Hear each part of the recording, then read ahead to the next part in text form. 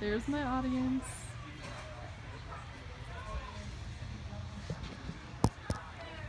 Alright, to start, here's a book with some pictures of Middle Eastern culture. When you think of a wedding, oftentimes a white gown and exchanging of vows are images that pop in your mind. However, around the world, customs pertaining to courting, betrothal, and the ceremony may seem uncommon to us. In Scotland, prior to the wedding, the couple is tarnished with garbage, rotten eggs, and fish to see if the couple can withstand. Chinese Tujia bride-to-bees are required to cry for an hour a day the entire month before the wedding, shedding tears of love. In parts of India, girls born within a certain astrological period are thought to be cursed, and therefore their husbands will suffer an early fate. To counteract this curse, they must first marry a tree and then have the tree chopped down. All of these examples are found on lifehells.com. These examples are only some of the unusual traditions around the world. When focusing on Middle Eastern countries, most follow similar marriage customs from country to country, with small differences in traditions amongst tribes or villages. It is important to understand the differences between our country's views and Middle Eastern views on marriage and the household to fully grasp the community aspect of their culture. Oftentimes, Americans associate a negative image with the Middle Eastern region of the world. The typical connection that is made with the Middle East is war, political issues, terrorism, and mistreatment of women. However, according to the book The Middle East by the historian Philip Robbins, family and community solidarity is strong compared with the social atomization of its advanced capitalist countries. That being said, the values and customs regarding marriage are extremely sacred to the people. In the United States, people are accustomed to choosing their own spouse. There, however, it is customary for the father to choose a bride for his son and ensuring that his daughter is married off.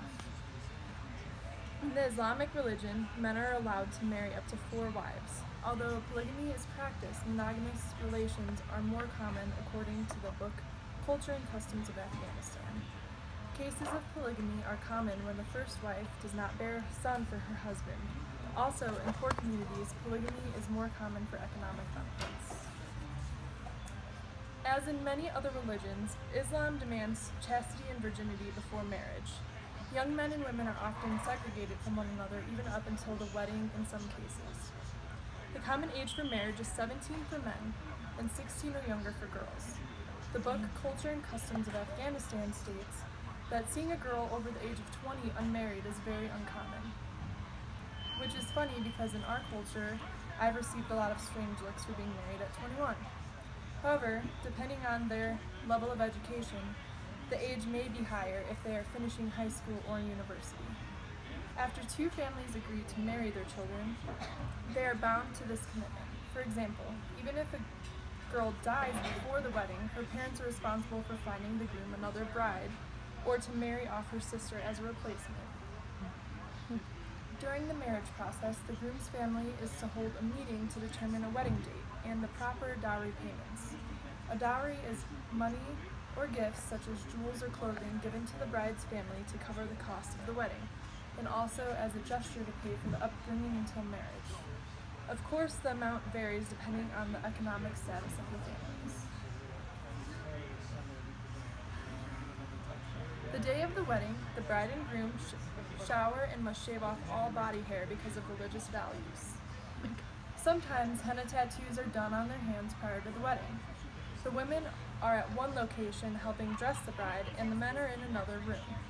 In reference to the book Culture and Customs of Afghanistan again, after a meal is served, a mullah performs the religious ceremony called nikah in front of the families.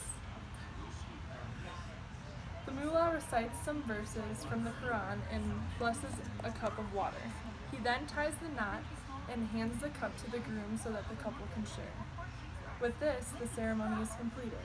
After the completion of the ceremony, the couple is showered with gifts. Before sending to their new home, the bride's father knots the corners of her veil as known as Kamar Bastan, symbolizing the purity of the bride. The groom and bride leave for their new home, followed by a procession of wedding guests. To honor the new bride, an animal is slaughtered to serve at the feast provided by the groom's family. The proceedings after the wedding can be compared to a westernized idea of a wedding reception. Western ideas of marriage differ from other parts of the world. Briefly touching on marriage is only a minor part of Middle Eastern culture, but we can already see the differences in the process of marriage, gender roles, and even society. The father plays a vital role in the marriage process and also represents the male role in society as well. A more traditional wedding follows many customs aligned to uphold the Islamic faith. Although not all traditions require being engulfed in garbage, shedding months' worths of tears, or marrying the tree outside of your house, every tradition has a unique importance to the culture of that region. Thank you. Yay! Good job. There's my audience again.